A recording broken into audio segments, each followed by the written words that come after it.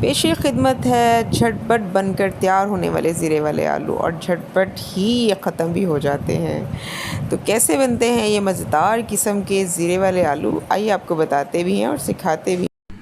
بسم اللہ الرحمن الرحیم۔ السلام علیکم ویورز، میں ہوں فضیہ بابر، اپنے فضیہ کوکنگ اینڈ گارڈننگ چینل پہ آپ سب کو خوش آمدید کہتی ہوں۔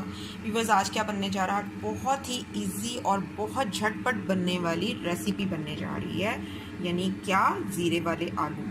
تو جناب، زیرے والے آلو بنانے کے لیے بہت کم انگریڈینٹس جو ہیں وہ درکار ہیں، جس میں ہے یہ نمک آپ حسب ذائقہ لیں گے، اور یہ ہاف چائے کا چمچ یہاں پہ میں نے لی ہے لال مرچ پاؤڈر، ہاف ہی چائے کا چمچ یہاں پہ ہے ہلدی پاؤڈر، اور 1 چائے کا چمچ بھر کے میں نے یہاں پہ لیا ہے سوکھا دھنیا پاؤڈر۔ اس کے علاوہ جو اس میں جائے گی یہ کٹی لال مرچ ہے، اور جو ایک اور مین اس کا انگریڈینٹ ہے وہ ہے زیرہ۔ زیرہ میں نے یہاں پہ لیا ہے 1 کھانے کا چمچ بھر کے، اور آلو جو ہیں تقریباً یہ 1 کلو ہیں، ٹھیک ہے۔ تو یہ میں نے بہت چھوٹے چھوٹے پیسز میں یہ کیوبز میں کاٹ لیے ہیں، اور اس کے علاوہ جو ہے یہاں پہ آئل جو ہے وہ میں نے گرم ہونے کے لیے رکھ دی ہے۔ آئل میں اس میں تھوڑا سا زیادہ ڈالوں گی، کیونکہ میں نے آلوؤں میں پانی نہیں ڈالنا، ان کو ایسے ہی پکانا ہے، یہ اپنے ہی پانی میں پکیں گے اور بہت اچھے سے بہت مزے کے جو زیرے والے آلو ہیں بن کے تیار ہو جائیں گے۔ سب سے پہلے کیا ہے، چولہا میں نے جلایا ہوا ہے، آئل جو ہے وہ تقریباً گرم ہو چکا ہے، تو اس میں ہم ڈالیں گے یہ زیرہ اور اس کو کریں گے فرائی۔ تو جناب، بہت ہی جھٹپٹ بننے والی ریسیپی ہے۔ اب تھوڑا سا یہ فرائی ہو گیا ہے، تو اب اس میں یہ جو کٹی لال مرچ ہے یہ تھوڑی سی چلی جائے گی، یہ تقریباً آپ کہہ لیں کہ 1 کھانے کا چمچ تھا۔ ثابت لال مرچیں تھیں جن کو میں نے کٹ کر لیا، ٹھیک ہے، چھری یا کینچی کی مدد سے آپ اس کو کٹ کر لیں۔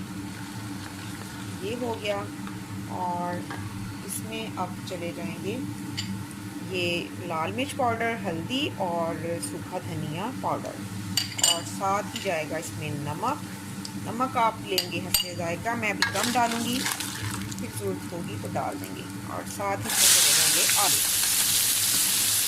لال مرچ وغیرہ ڈال کے، ہلدی ڈال کے آپ نے بہت زیادہ فرائی نہیں کرنا، ورنہ جو لال مرچ ہے اور ہلدی ہے وہ کالی ہو جائیں گی۔ اس کو ہم مکس کریں گے۔ جی، مکس ہم نے کر لیے ہیں، اور اب ہم اس کو ڈھکن دے دیں گے، اور اس کو بالکل ہلکی آنچ پہ پکانا ہے۔ یہ دیکھیں، بالکل ہلکی آنچ ہے، اس پہ یہ پکیں گے، اپنے ہی پانی میں یہ پکیں گے اور اسی میں گلیں گے۔ تو اگر ہم اس میں پانی ڈالتے ہیں تو اس کا ٹیسٹ جو ہے آلوؤں کا کچھ اور طرح سے ہو جاتا ہے، لیکن جب یہ فرائی ہوں گے نا اس آئل میں، تو بہت ہی مزے کا فلیور اس کا نکل کے آئے گا۔ تو اب اس کو ہم ڈھک کے پکائیں گے، تو بنی رہی ہمارے ساتھ، پھر آپ کو دکھاتے ہیں کہ یہ کیسے بنتے ہیں۔ اچھا، تھوڑی دیر بعد، تقریباً 5 منٹ بعد آپ نے اس کو ہلاتے رہنا ہے تاکہ نیچے نہ لگ جائے، اور ساتھ ساتھ چیک کرتے رہنا ہے کہ یہ گل گئے ہیں۔ تقریباً 5 منٹ اس کو ہو گئے ہیں، میں نے اس کو اب ہلایا ہے، تو اس کو چیک بھی کر لیتے ہیں۔ کافی اب گلے ہو گئے، لیکن ابھی یہ مزید پکیں گے اور گلیں گے، تو دوبارہ سے ہم ان کو سیٹ کر کے اس پہ دیں گے ڈھکن، اور ڈھکن دے کے پکائیں گے۔ اچھا جی، مزید 5 منٹ گزر گئے ہیں۔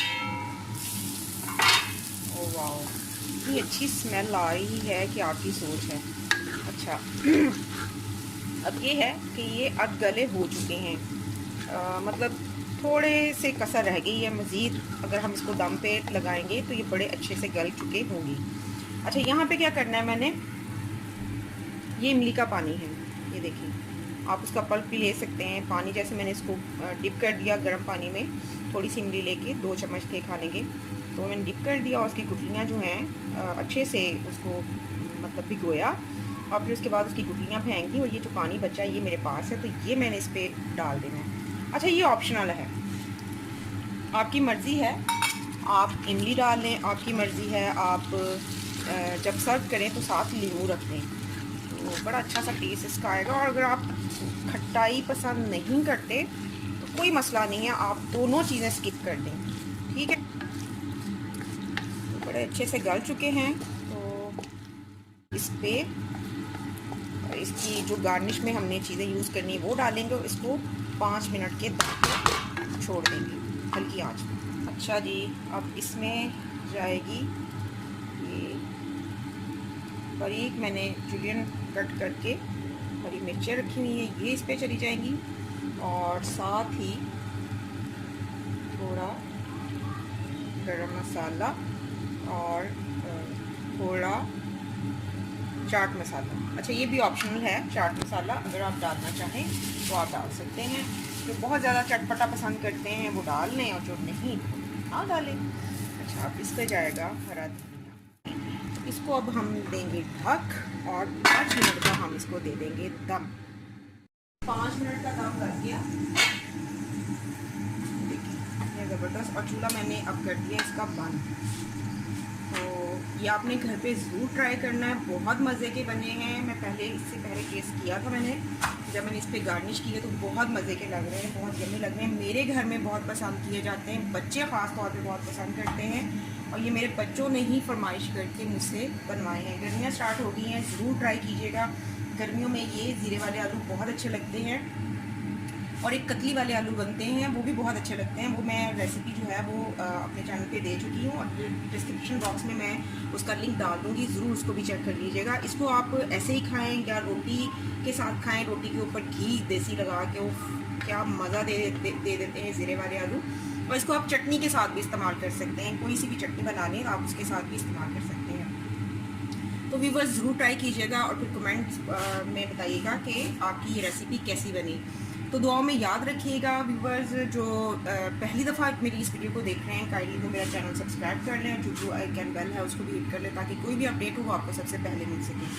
تو چلیے ویورز، پھر کسی نئی ریسیپی یا نئی ویڈیو کے ساتھ آپ کے سامنے حاضر ہو گئے. تب تک اپنی شیف فوزیہ بابر کو اجازت دیجیے.